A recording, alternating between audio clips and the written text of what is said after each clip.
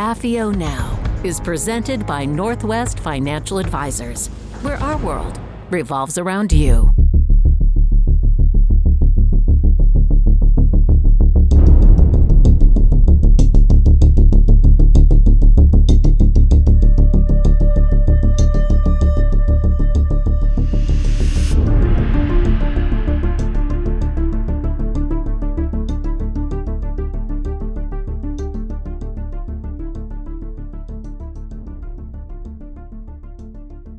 Hello, everyone.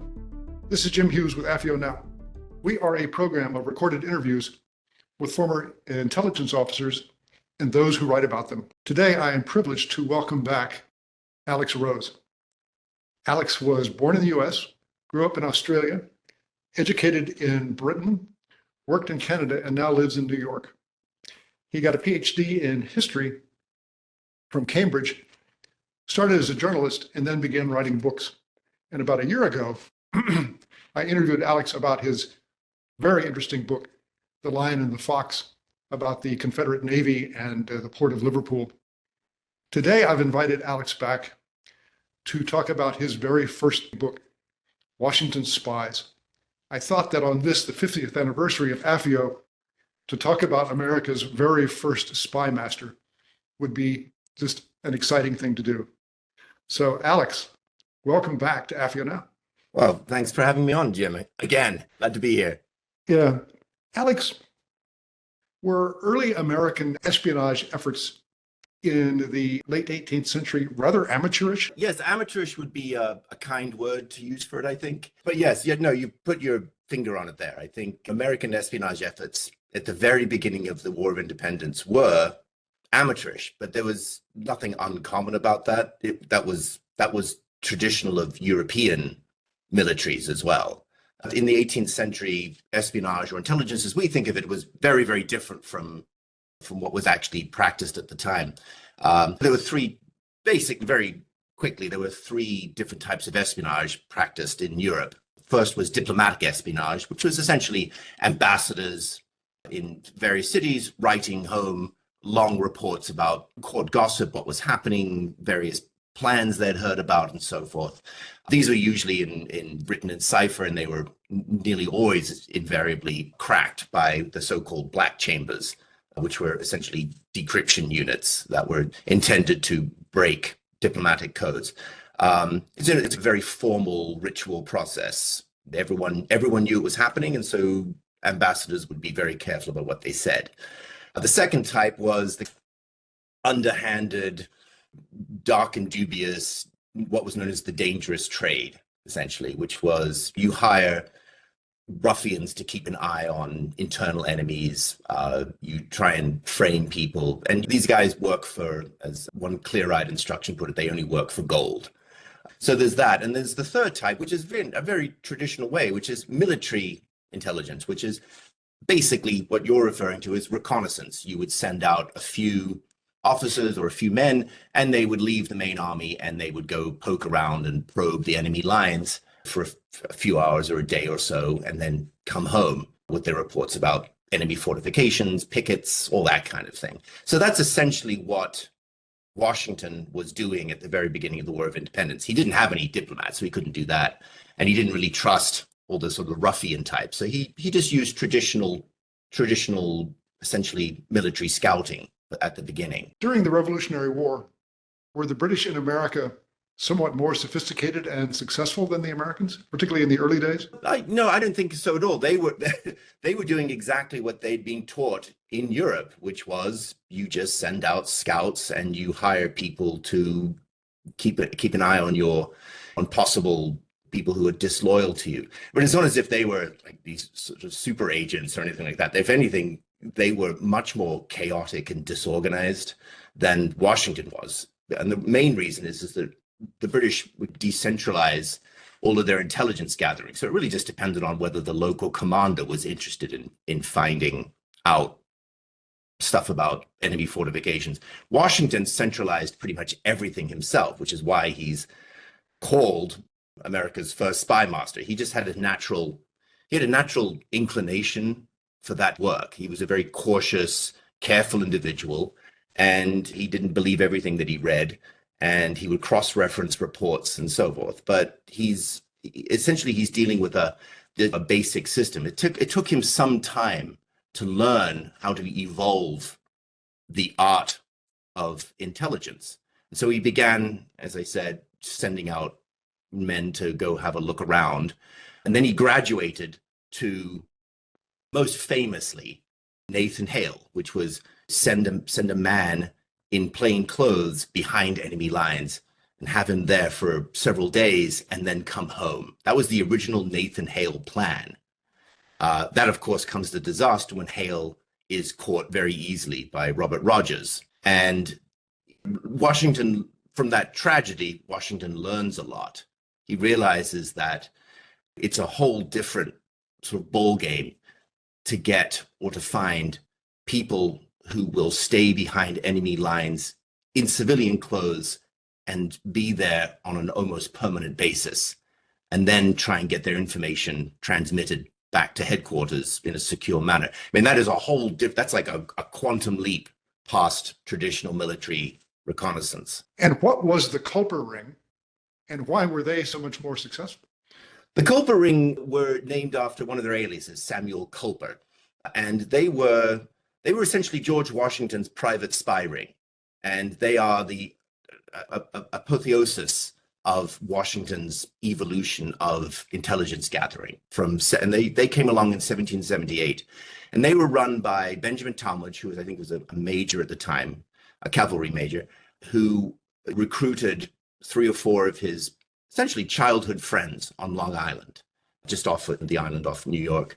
And they were civilians, and they stayed behind enemy lines, and they passed information back through Talmadge, who passed it on to Washington's headquarters for several years, for most of the war.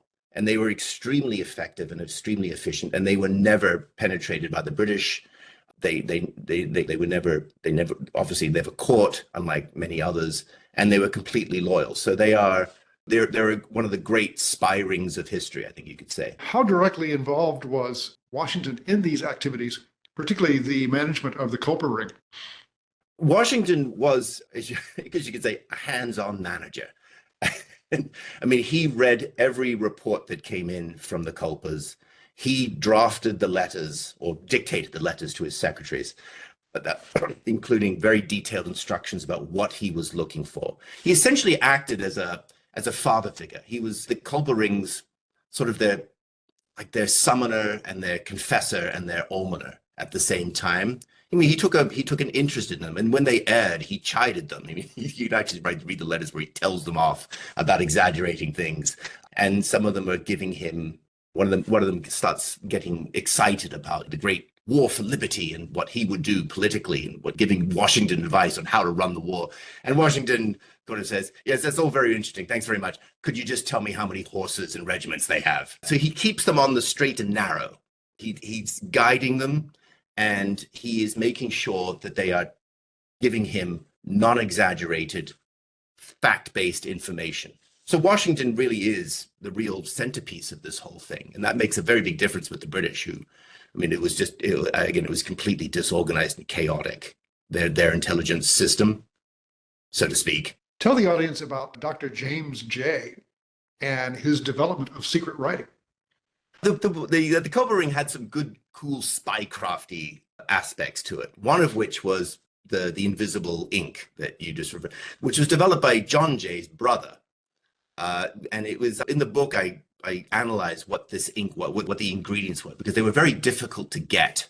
It's not as if you could just go to the local Walgreens and pick up invisible ink stuff. It was quite a complicated chemical process making this stuff, and it was in very short supply.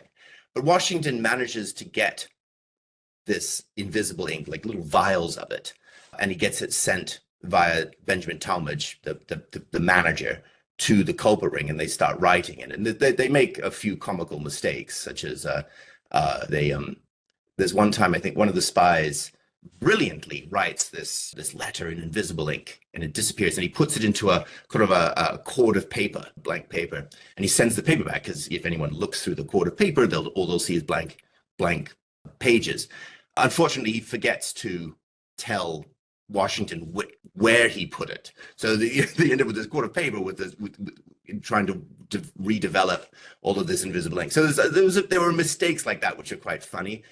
There was also a code, which is fairly basic, just a simple substitution code, just to frustrate easy reading, which I go into in the book. I mean, it's the stuff that at the time was quite advanced. Nowadays, a 9-year-old could probably work out that code pretty easily, what they were saying. So it's basically basic nomenclators, a few nulls, just basically a substitution cipher. How sophisticated were British counterfeit operations, and did that have an impact on the war effort? The British counterfeiting operation took place in the first half of the war, and it was a very good idea, which was to obviously counterfeit continental dollars, state currencies, and so forth by acquiring the plates from using some kind of spy from the printing presses, and to try and find the paper and the ink and so on. So they brought over a bunch of sort of professional forgers from England, when forgery in England is punishable by death. It's counted as high treason. And of course, they were probably let off being hanged just by doing a little bit of a job on the side, so to speak. So yes, they were trying, and again, they did print many hundreds of thousands of dollars worth of this currency. And what they would do is they would bring it over to New York, and they would try and distribute it. You needed British agents throughout the states and provinces to distribute these things. And so you could actually, the newspapers, the loyalist newspapers in New York would have these advertisements saying, "Hey, would you like $10,000? Come to this office at 2 p.m. And they would just be given a crate full of dollars to go out and give out, and loyalists and other people would use them to pay their taxes and so forth. They would also publish a lot of articles saying, there's so many counterfeits nowadays. You can't trust anything, in order to create, it was like a propaganda thing to create uncertainty within everyone's minds. So it was quite a successful operation. But the problem is that the Continental Congress was doing its own fantastic job of depreciating the currency by printing so much of their own legitimate stuff. So it got blown. Where the Culpers were very important in that operation was that one of them brought in the news. He picked up the gossip from New York, from talking to officers involved in this, that this was happening. So Washington intervenes, and they changed the paper. They stopped printing, so I think Pennsylvania dollars and so on. So they were aware of what was happening. So again, it could have been quite successful, but unfortunately, it was undermined by Congress's own brilliant handling of its own economy. Alex, what was the significance of the military installation at West Point? And tell our audience the story of Benedict Arnold and John Andre. West Point was it was a key fortress on the Hudson, controlled access to the north and obviously south to New York. New York at this time was the real navel of the British Empire in North America, we should add. It was where the army was based. It was where all the food stockpiles were. It was where men were disembarked, and there were barracks there and so on. So it was for the key Atlantic theater. So West Point was an extremely important place. Benedict Arnold, who was, I think, essentially number 3 in the Continental Army, was in charge of West Point. And he makes contact with John Andre, who's this rather charming, debonair, fairly young, stylish British officer who was essentially in charge of Sir Henry Clinton's intelligence gathering. And he essentially come to an arrangement that Benedict Arnold is going to come over to the British side, and he's going to betray West Point, I mean, quite famously, betray West Point. And I think the sum agreed was £20,000, which is quite a lot of money if West Point fell into British hands, or $10,000 if Benedict Arnold just managed to come over by himself. So they have this, the night comes, and it turns out to be an epic disaster, just through a lot of mistakes and again, some luck on Washington's part, in that Andre had made a terrible error in not going out to meet his source, his agent, Arnold, in enemy territory in uniform. He was wearing a civilian outfit, which makes him out to be a spy rather than an officer who is treated rather differently.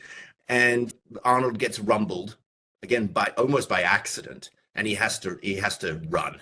So he gets away. So by the nick of his teeth, is that the word? I think that's wrong somewhere. West Point stays American, but Arnold flees. What's interesting about Arnold, apart from that, obviously that operation, is that even if Arnold got away, he still had a lot of information in his head. He knew, and he'd been planning this for many, many months. He had the names of many American spies working in New York City. He was a very dangerous man just with the information in his head. The one saving grace here was that Benjamin Talmadge had always suspected him of being a bit dubious. And despite Arnold's asking him repeatedly, what are the names of those Culper guys? I need to know them. As the commanding general on here, I really need to know these things. And Talmadge had always refused to divulge their names. So that's one of the reasons. If it hadn't been for that, then Arnold would have betrayed them as soon as he got to New York. Alex, as several years ago, there was a very good TV series entitled Turn. Mm-hmm. What was your involvement in helping them put out that series? Well, at the beginning, it was precisely zero. I just got a call one day. I remember I was in a bookstore with my son, who was about 3 at the time, and we were looking through little children's books, get him a little present. And I got a call from someone called Barry Josephson, who turned out to be a Hollywood producer. And he said, "Hey, I'd like to option your book, Washington Spies," because I think he'd been trying to get a Nathan Hale movie made for years, but then he decided that the Culper Ring was better for this. So I said, "Yeah, sure, whatever you want." It's not as if I was being snowed under with offers from a book that was, I think, 6 years old. This was like 2012. So I said, sure. And I never thought I'd really hear about it again. And then a year or two later, he gets back in touch, and they've actually getting things going, and they're going to a pilot to make the pilot. So I was like, oh, that's quite exciting. And so I went along to Richmond, outside Richmond, where they were filming it. And I was there for a couple of weeks, and I was just on site to give advice to the director and the showrunner, whose name was Craig Silverstein. And I got on well enough with them. And then they invited me, like, if we go to series, then why don't you come along to LA and go to the writer's room, and we can chat about storylines and all that stuff. So I did that. And then they invited me to be a writer and producer in the room for the 2nd, 3rd, and 4th season. So that's what I did. So I wrote, I wrote 3 episodes, one each season, which is very eye-opening and illuminating and a lot of fun. So I was just very lucky. That was pretty much my involvement. I just kind of fell into it. Well, it was a great series, and I thought fairly faithful to the book. Yes, most of it was. We did take some dramatic license, because it's interesting writing a history book where you keep strictly to the facts, and you have a lot of pages to explain things, and working in TV where, for instance, in real life, Abraham Woodhull, who was the main spy for the Culper Ring, he and his dad got along perfectly fine. They were both fine. In the show, that's not really very interesting. Just, what do you think about this, son? Well, I agree with you, Dad. It's not really going to work. So you have to make them on different sides to have a conflict. So there's little things like that, and there's some others. There were other liberties taken, but we integrated quite a lot of stuff from the book into it.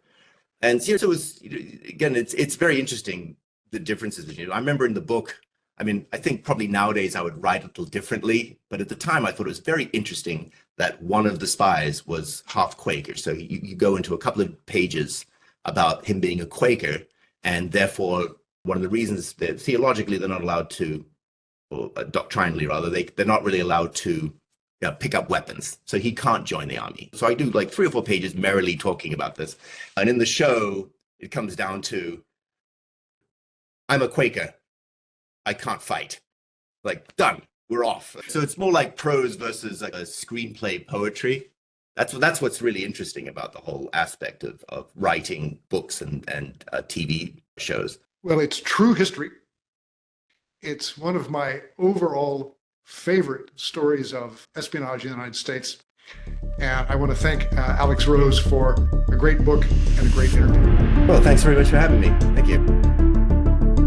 AFIO is a small, nonprofit, apolitical, educational organization whose main mission is to help prepare the next generation of intelligence officers to confront the challenges our nation faces in the years ahead. To learn more or support our outreach programs, visit www.afio.com.